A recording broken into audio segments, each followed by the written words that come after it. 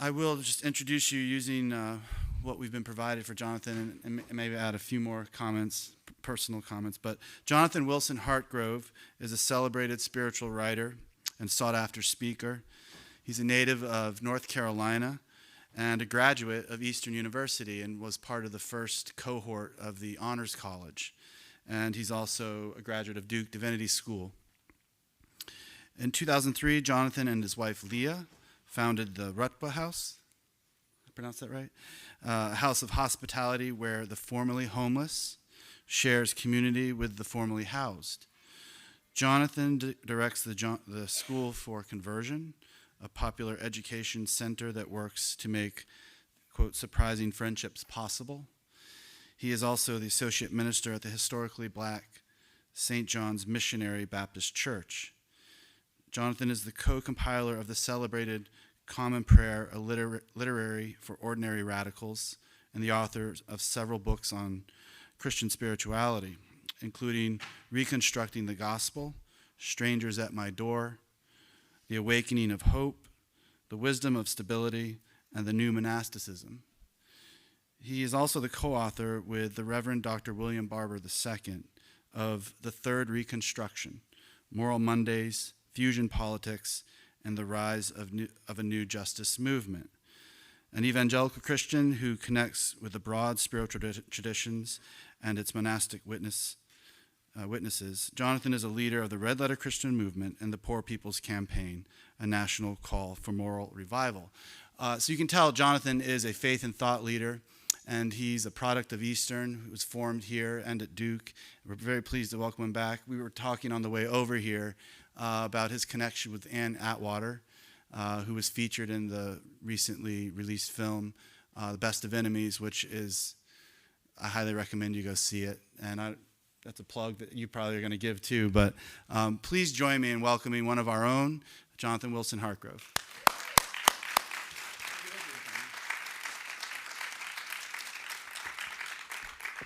Well, good morning. It's good to be here with you, and I'm so glad to be back on Eastern's campus. So many memories here. I wanted to begin this morning talking about this theme of finding freedom from slaveholder religion. It's the subtitle of a book that I wrote called Reconstructing the Gospel, Finding Freedom from Slaveholder Religion. But to introduce why I think this is important in this particular season as we prepare for Easter this year in the church, I wanted to recall a story from Easter in Louisiana in 1873. Those of you who are in American history classes will probably recall something about what was happening in the country at 1873. You might have to reach back to high school if you're not studying history here. But or maybe you saw the PBS special that's on right now on Reconstruction. Henry Louis Gates is doing a good job right now of helping America remember the Reconstruction period. It was a heady time in this country, and especially in the South, because after a long and brutal and very costly, both in terms of money and of life, Civil War, finally, as W.B. Du Bois said, the formerly enslaved black people of the South stepped out of bondage into the dawn of freedom. This possibility of what it could mean for black people in America to be recognized as full citizens, people who had been considered property, who had been beaten, who had been raped, who had been completely consigned not only to a second-class citizenship, but to a chattel status based on the color of their skin. These people and their community now had an opportunity to step into public life in the South. And as Frederick Douglass had said, during that long abolition struggle, the black man would not be free until the black man had the vote. But the 15th Amendment had passed. The vote meant that there was real political power, real opportunity for the voices of this community to be heard in public life. And it was transforming the South under the Congressional Reconstruction. The demand for southern states to re-enter the Union was that they had to affirm these Reconstruction amendments, and they had to write new constitutions. constitutions that would recognize the rights and the liberty of all people. In my home state of North Carolina, that Constitutional Congress, that Constitutional Convention had come together in 1868. And the primary authors of the new Constitution were two ministers, one a white Congregationalist minister and the other an African-American minister, J.W. Hood. He had come as the AME Zion missionary to North Carolina during the war from Nova Scotia. You know why there were a lot of black folks in Nova Scotia? Let's be clear about the history of white supremacy in this country. It's not just Southern. New York, in the late 18th century, New York City had run all of the black people out of town, and they had gone to Nova Scotia. There's a long history of an African-American community in Halifax, Nova Scotia, because black people who were not welcome in New York City had fled to Nova Scotia to find some respite, some opportunity in that place in the late 1700s. And yet here, in the midst of this Civil War, in the midst of this struggle for abolition, which had been going for 3 decades at that point, the AME Zion Church sends J.W. Hood south to New Bern, North Carolina, where the Union troops had already taken control. He went into the Methodist Church, where the black folks had been consigned to the balcony, the second-level balcony, and he said, you can start your own church. And they established the first AME Zion Church in the South, St. Philip's AME Zion Church. It's still there in New Bern, North Carolina. But when the freed people were able to have their first convention in North Carolina, they elected J.W. Hood as their leader, and they articulated their notion of what full citizenship would mean. And it was, more or less, what was written into the Reconstruction Amendments. They said we want to have the opportunity to have a fair trial in court, which means we want to be able to serve on juries. We want to have access to the ballot, and we want our children to have access to public education. These were the demands of the first Freedmen's Convention in North Carolina. J.W. Hood was then appointed to the Reconstruction Assembly and was part of the Constitutional Convention. He was one of the primary authors of this new Constitution. It's fascinating to read the Constitution in light of his hand being involved in crafting its language, because in the North Carolina Constitution from 1868, it's still the Constitution we live under. You can notice the language of Thomas Jefferson being reworked from the Declaration. It says, we hold these truths to be self-evident. You know this language, that all persons are created equal, they write, and are endowed by their Creator with certain inalienable rights. Among them are life, liberty, the just fruit of one's labor, and the pursuit of happiness. Because Hood knew that he represented formerly enslaved people whose wages had been stolen along with their very persons, and that if living wages weren't guaranteed as a constitutional provision, then slavery was never far from their memories. That was the context of what had been happening in the South in the late 1860s and the early 1870s. In the election of 1872, there had been victories across the South for these Reconstruction coalitions that were beginning to discover something that the white power structure in the South had always been afraid of. That is, that if the rights and the opportunities for African Americans were affirmed, that they would also find common cause with poor white folks. You see, when public education was a demand of the formerly enslaved, what poor white people realized is that their children had not had access to good education either. And so they began to vote in coalitions and to form what we call fusion politics in the South, poor white folks and poor black folks who saw that they had more in common than the plantation economy had ever allowed them to believe, that they had been pitted against one another by this concept of race, which was in fact developed to prop up that plantation economy. The racism came after the white supremacist structure. The scholar at American University, Ibram Kendi, is doing very good work on this these days, because it turns over our assumptions about racism.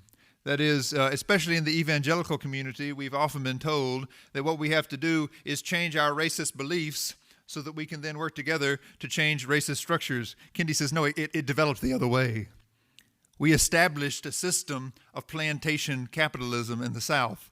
And because that system needed the labor of people who could be subjugated, we created the idea of race to prop it up. And all that was in the background. All of that was what people were hoping to be freed from in this moment of Reconstruction. It was a heady time for many people who had worked so long for abolition, who had worked when they could never imagine seeing an end of their work in their lifetimes, and yet that great celebration of a jubilee with the Emancipation Proclamation, with the end of the war and these Reconstruction governments where black people and white people were sitting together in legislatures all across the South in the late 1860s and early 1870s. In South Carolina, in the House of Representatives, it was majority African American in 1870. And after the victory of those fusion coalitions in 1872, there was a backlash. There was a violent backlash against these coalitions that had come together. This is also the period in which the Ku Klux Klan was born. Other groups like the Ku Klux Klan, the Bulldozers, the Red Shirts, other groups that were determined to, by any means necessary, break up this new political alliance in the South. And on Easter Sunday in 1873, in Colfax Parish, Louisiana, Colfax Parish, renamed in the Reconstruction era after Ulysses S. Grant's Vice President Colfax. The courthouse, the center of government, was little more than a rehabbed barn in Colfax Parish, and yet it was the center of this new government. It was a place of great pride for the African Americans of that parish who had so long been enslaved and been forced to serve the will of the white minority in that parish. This was their center of government. And they had gotten word that the white militia had mobilized and was going to try to take the courthouse by violence. And so on Easter Sunday, after people had worshiped in their churches, the white men left their families at home and formed the militia, took a cannon out of the garrison there in Colfax Parish, and marched on this courthouse. They demanded that the democratically elected representatives who were there, along with supporters to defend the courthouse, come out. When they did not come out, they set the courthouse on fire. And as the hundreds of people who were gathered there to defend it ran for their lives, they were brutally murdered to a person, every single one of them, on Easter Sunday, 1873. When historians talk about the end of Reconstruction and the movement that began at places like Colfax Courthouse in Louisiana, they call that period in American history redemption. For Christians, it's a theological word. This is what we celebrate at Easter, the redemption of the whole world by the blood of Jesus Christ. And yet, somehow, in the imagination of the white people who assaulted the democratically elected representatives and their defenders in Louisiana in 1873, it was their blood, it was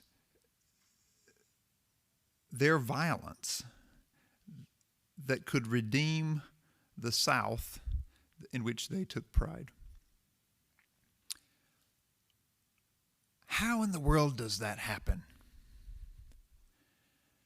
That's why I wrote this book on finding freedom from slaveholder religion. Because in 2016, when so many people were confounded, how in the world did 81% of white evangelicals vote for the presidential candidate who was endorsed by the KKK? People were troubled by this. I mean, it didn't matter if you were a Republican or a Democrat. This wasn't just along partisan lines. This was about how could that kind of virulent racism raise itself up and be so embraced by people who called themselves Christian. It wasn't a new issue in this country. It was rather a reflexive response to the trauma that has echoed down generation after generation. And as I've tried to dig into the history of that and understand it, I've come to believe that it's deeply rooted in the ways that slaveholder religion influenced American Christianity. So how do we understand slaveholder religion? I think we have to go back to that establishment of a white supremacist plantation economy in this country. It began in Virginia 400 years ago. The documentation we have is that 20-some odd enslaved persons were brought on a ship to Jamestown, Virginia in 1619, 400 years ago this year.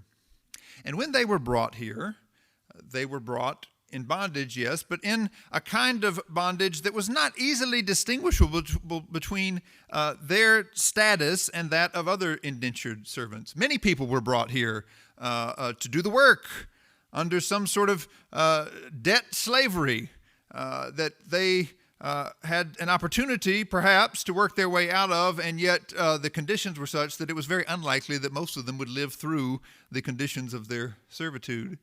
It was a difficult and brutal time for many people. Poor white people and poor black folks who were brought here had in some ways very similar circumstances in the beginning. And yet, as this plantation economy developed in Virginia, the white aristocracy, the plantation owners, immediately recognized that they had a problem on their hands. Things like Bacon's Rebellion, right? Where poor white indentured folks and poor black folks who were enslaved, and sometimes even native folks who were in the area, were coming together and at least threatening the potential of an insurrection, of people who would overthrow the established powers and authorities. This was dangerous. And so, in response to that danger, the plantation owners, the people who were profiting from the agricultural businesses that were being established in the area, decided that they needed to construct a way of describing how enslaved black people were essentially different from all white people. Whether you were a landowner and therefore had the full privileges of citizenship or not. It was a way of building a coalition that could hold this new economy together. And if you go back and read the meetings of the Virginia Assembly before the Revolution, in that time period, in the early 1700s, they had to write this into law. They had to create what we now understand as racial identity. They did it very intentionally in terms of saying that, for example, they had to rewrite the common law understanding of inheritance.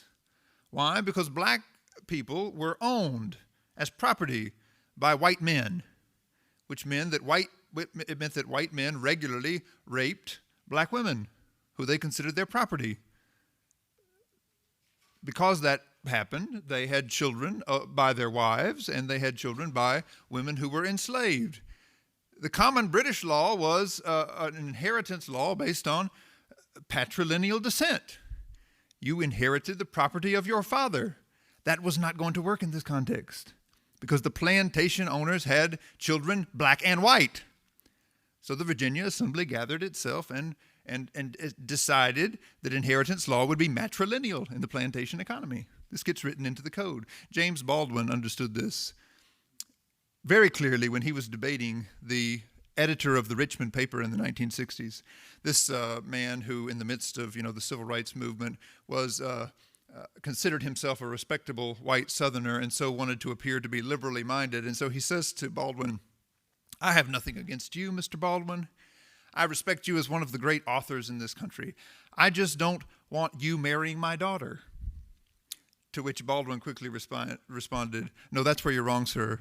I've been marrying your daughter for the history of this country. You don't want me marrying your wife's daughter." You see? Baldwin understood that racism got constructed to prop up a system of the use and abuse of black bodies. And that happened in the context of Virginia and North Carolina, where I'm from, and South Carolina, long before it spread to Alabama and Mississippi. It happened even before the Revolution, and it got written into law in the colonies and later in the Constitution. All of that happened under the umbrella of a Christian society. All of it was done by people who went to church every Sunday.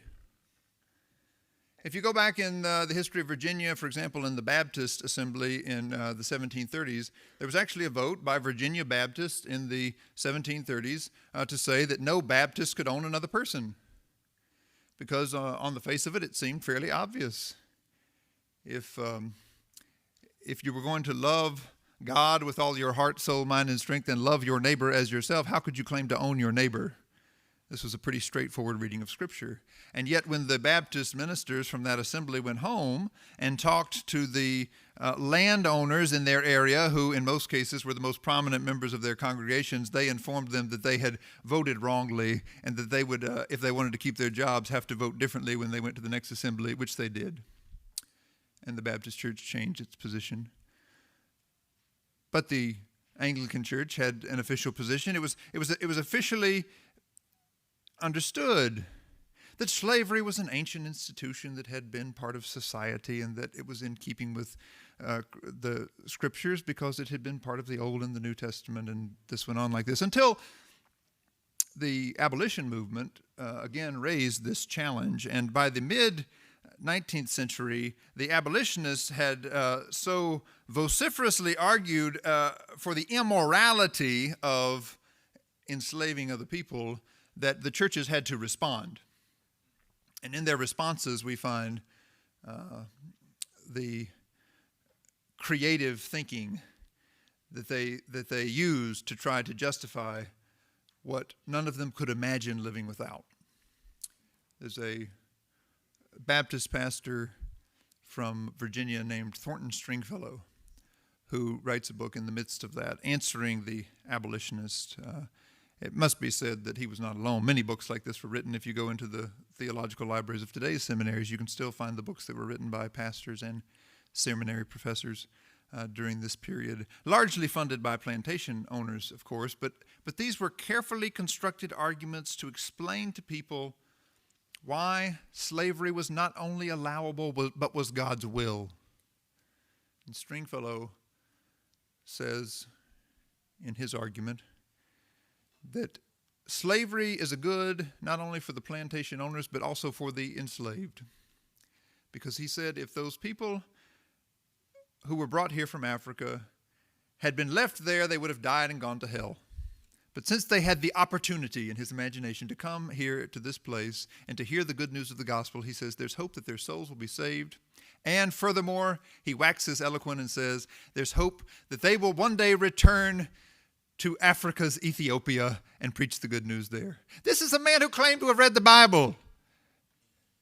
Completely misses the story about the Ethiopian eunuch who had already gone back with the gospel in the record that we have.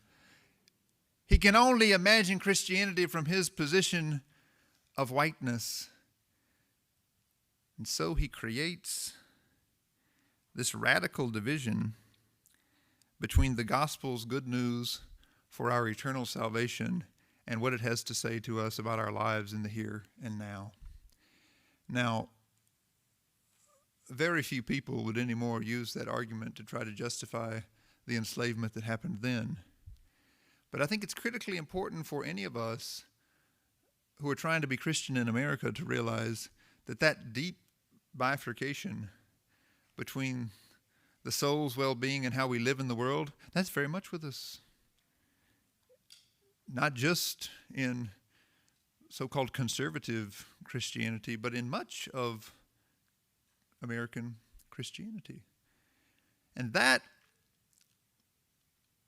notion that God had somehow blessed this institution and was using it for good is precisely what made the imagination, the wicked imagination of redemption that was played out on Easter Sunday in Colfax, Louisiana, possible. Because those people didn't believe that they were doing something evil. They had a twisted theological imagination that allowed them to believe that they were doing a great good, and that their good was not only in service to them and their people, but was actually in service to all people.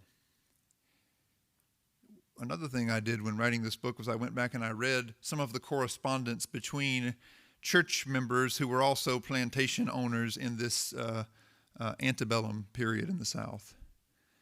And one of the things that's both troubling and eye-opening to understand about from their correspondence about how they understood themselves is that they always talked about themselves, understood themselves as the benevolent fathers and benefactors of not only their families, but the people they enslaved. They wrote to one another, these plantation owners wrote to one another about how the family is doing, black and white.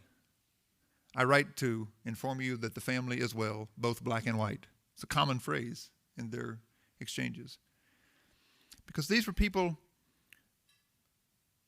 who had reimagined their theology, their Christianity, their Bible that they read in a way that allowed them to believe that white supremacy was blessed by God. Now, what does this have to do with us in the present? I think it's a fairly small minority position today that says that white supremacy is blessed by God.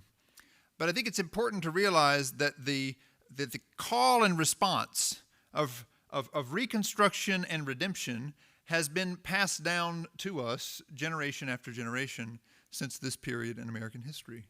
I think it's helpful to think about the civil rights movement, for example, as a second reconstruction, right? What are the demands of the civil rights movement? It's essentially the same thing that the formerly enslaved people had said in the first reconstruction. We want equal access to public goods. We want to be fairly represented by the courts. And we want civil rights in public life. You know, there was a Civil Rights Act in the 1870s, 1875, that lasted only 8 years, but that essentially said the same things that the Civil Rights Act of 1964 would say. The people who organized the civil rights movement understood that Jim Crow had been an intentional effort to roll back everything that had happened during Reconstruction. And so what they were trying to do in public life, in ways that were deeply motivated by their faith, right? Why does the civil rights movement sing, I woke up this morning with my mind stayed on freedom?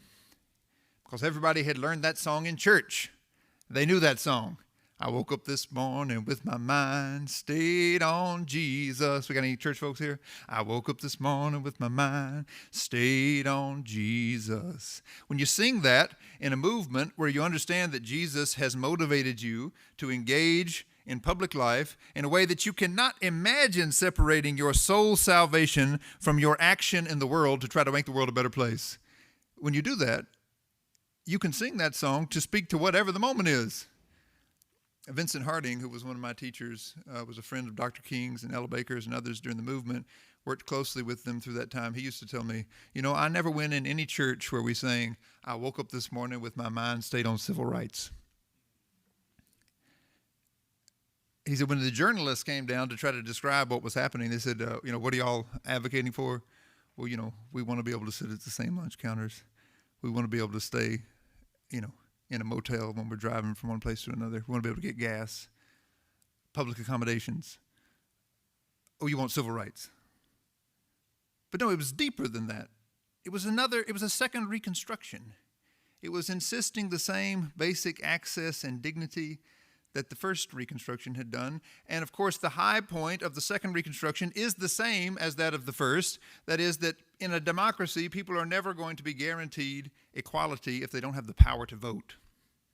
So the Voting Rights Act of 1965 is this high watermark of the second reconstruction, this place where there is the most promise that a coalition of black people who were allowed to vote, along with white folks and Jewish folks and other folks who came south to support them, could come together in common cause to transform the nation into a place, what the Constitution calls a more perfect union.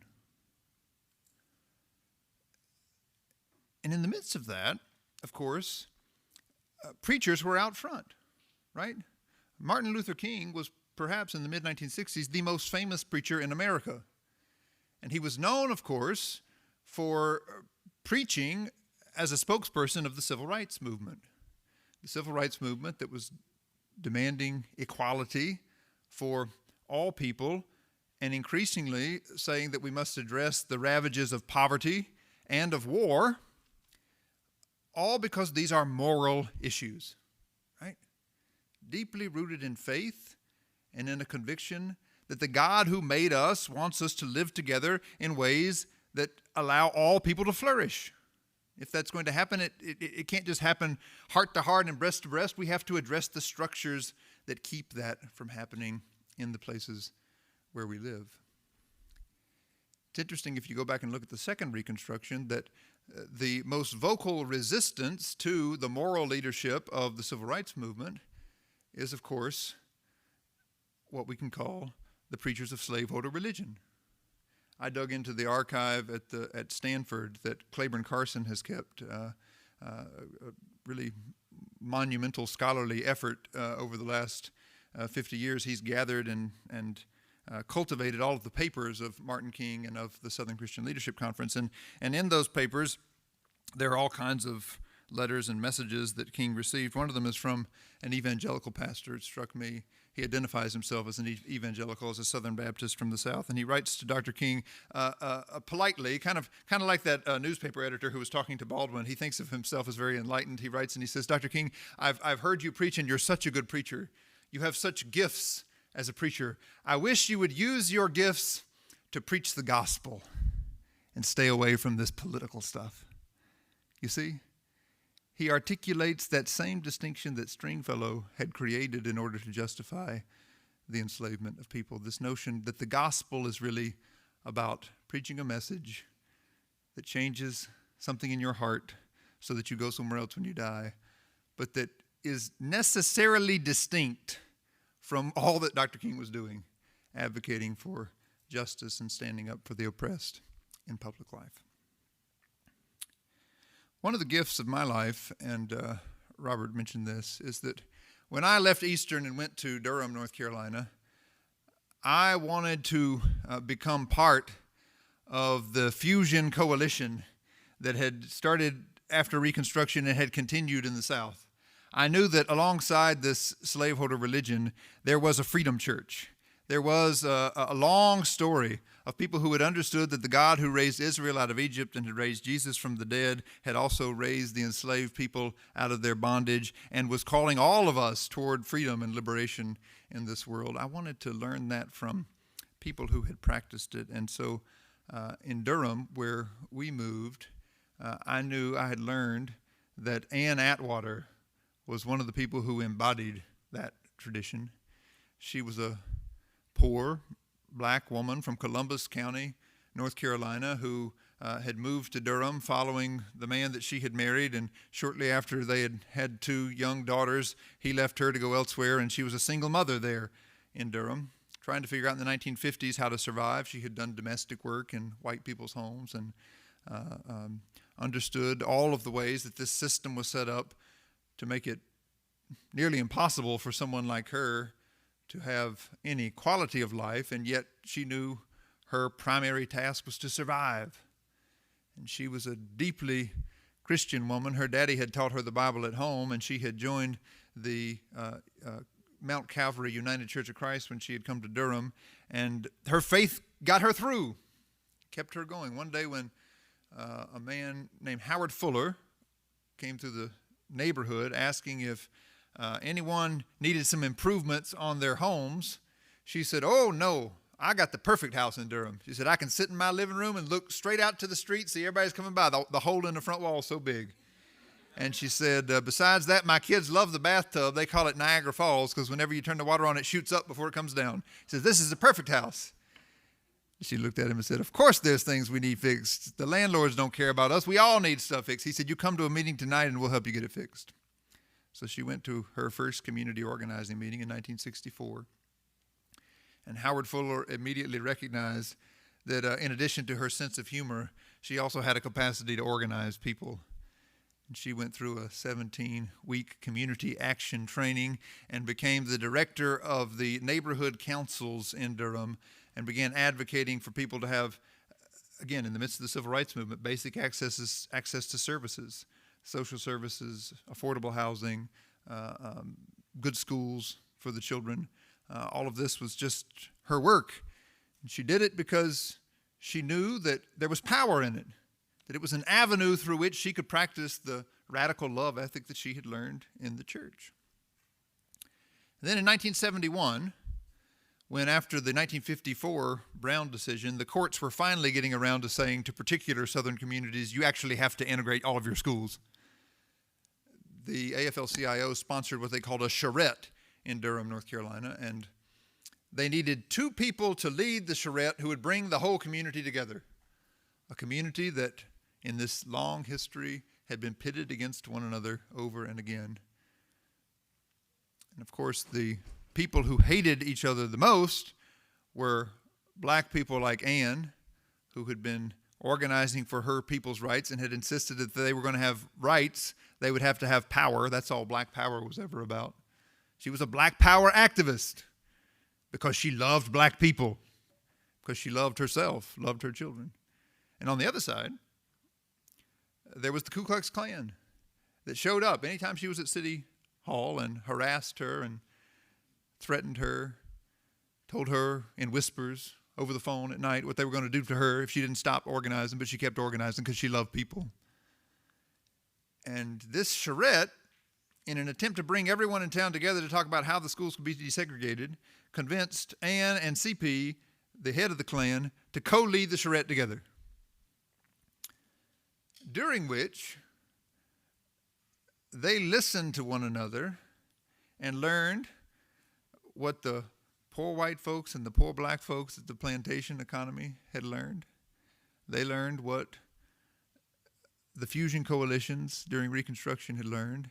They learned that they had a lot more in common than any of the people then at City Hall wanted them to believe. That is, that all of their kids were poor, that none of them were getting a very good education, and that if desegregation could mean reorganizing the schools such that all the schools got real resources, that would be good news for all of their kids. And so this movie that's out in the theaters right now, The Best of Enemies, is kind of the dramatic scene of just those 10 days where they come together, and at the end of it, CP gets up in front of the whole town and tears his Klan card up. But that was not the end of the story.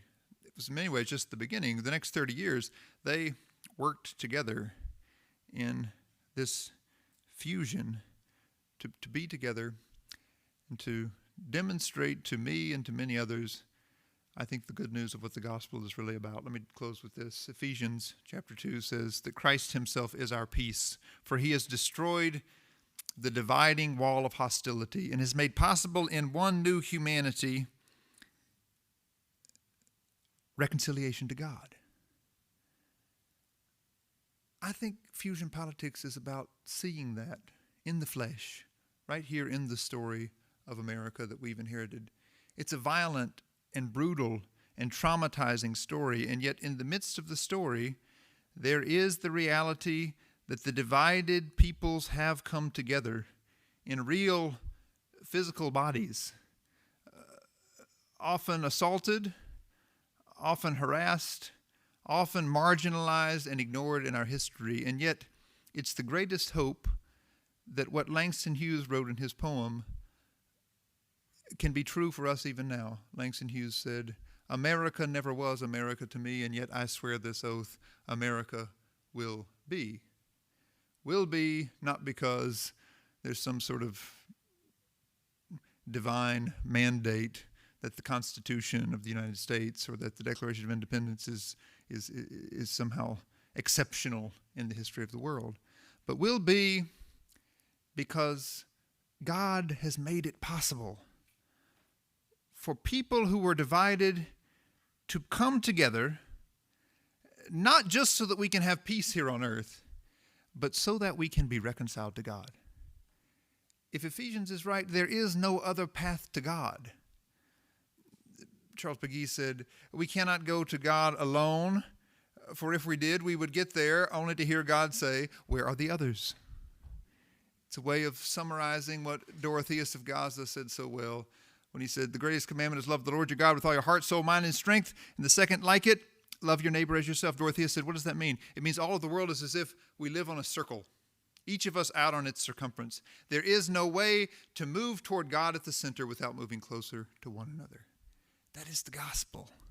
The gospel that slaveholder religion has tried in so many ways to obscure and yet has not been able to crush. And finding freedom from slaveholder religion is about lifting up all of the many, many examples of people who've shown us how we can live into that. Thanks for letting me share. I believe we're at the end of our time. Please do join us for lunch if you're able, and I'll be around here till then if you'd like to chat. Yeah, if anyone has a question before they want to go, we do have a few minutes. Oh, do it? Great. Anybody want to raise something here while we're all together? Yes.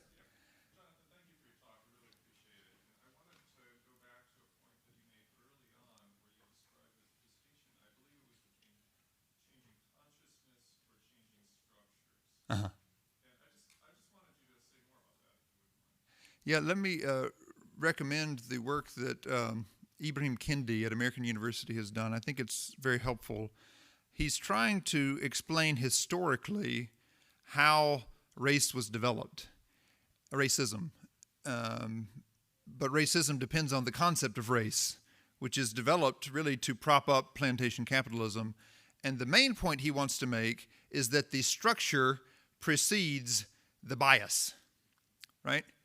So often, in our cultural sensitivity trainings and our attempts to address implicit bias and these kind of things, anti-racism work has been focused on trying to help people unlearn their bias. When Kendi says the bias is secondary, you have to address the structure, because the structure is what was created that the bias was used to prop up.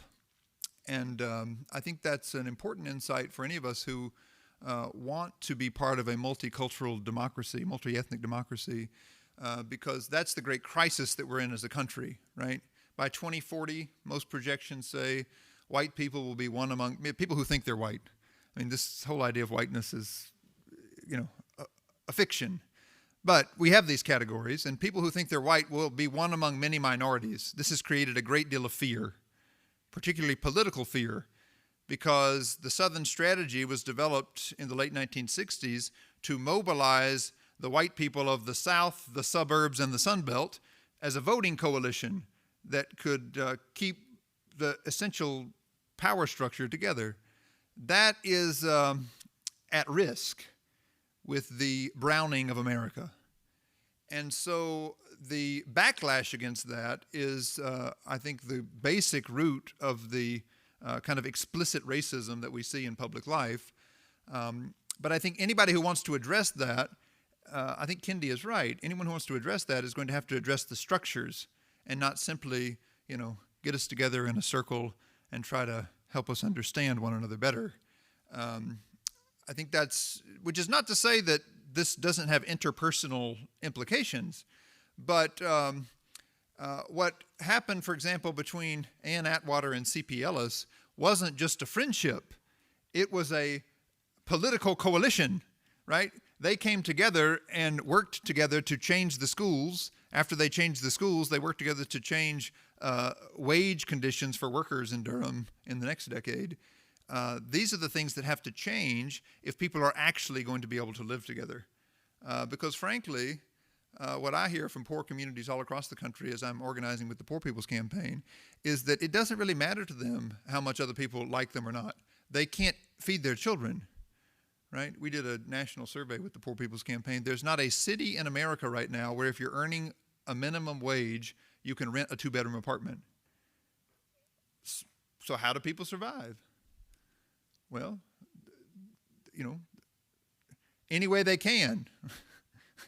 And many of those things, create collateral consequences that make them court involved and other things. So yeah, I think changing the structures is what Kendi is saying is primarily important if we're going to address institutional racism.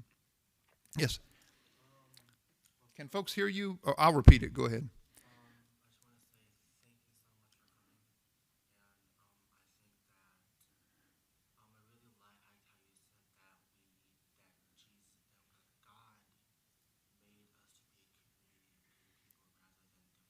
Mm.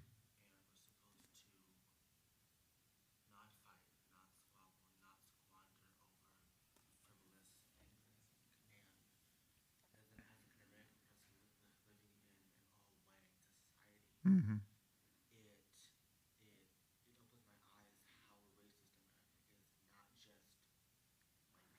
Mm-hmm. Mm-hmm. Yeah.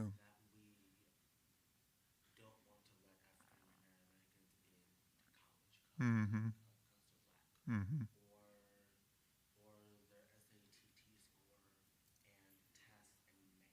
Yeah.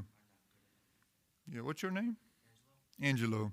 So Angelo has said many important things, but one thing I just want to lift up quickly as we close here is I think this is incredibly insightful, that the problem is not that white people are racist. The problem is that America is racist. That's what you said. I think that's absolutely true. And you said more succinctly what I just spent 50 minutes trying to say, which is that we are the inheritors of an institution that created a way of dividing people that dehumanizes all of us. You see? And that dehumanization actually brings us away from the heart of God. And it really does not matter if you have the skin privilege of being white in this society. Another thing Vincent Harding used to say to me is he'd say, I know the society calls you privileged, but what privilege is it really to be the descendant of people who owned other people? You see, we have to interrogate that. James Baldwin at the end of his life was always asking white people, what were you before you were white? America made you white, just like America made me the N-word. He said, I am not an N-word. I am a human being. You better figure out who you are. Because America tried to make you into something the same way it tried to make me into something. So thank you for pointing that out. I think it's deeply important. Well, wonderful to be with you all today. I'm happy to talk to anybody I know people have to get to class. I used to come to Windows on Friday mornings, and you have to get to class right after this, but thanks so much for being here. Bless you.